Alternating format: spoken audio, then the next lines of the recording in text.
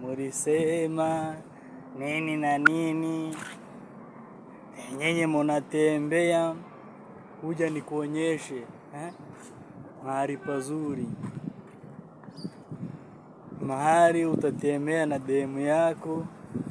Kama unataka kumwambia jambo lolote umwambie hapa.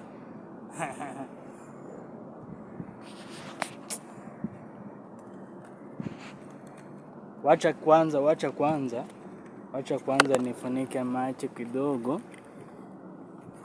Ile kitu imenishangaza. Kwa sababu sasa hivi naogopa kuwaambia ukweli. Naogopa kuwaambia ukweli. Sasa hivi naweza kuwaambia sasa. Sasa hivi naweza kukuambia ukweli. Bado tunatembea safari bado.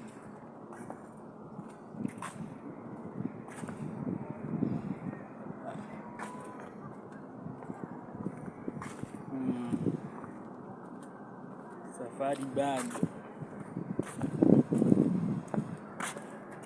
Sasa nataka kusimama hapo unipige picha huko chini. Juu huko chini inaonekana vizuri sana. Sawa.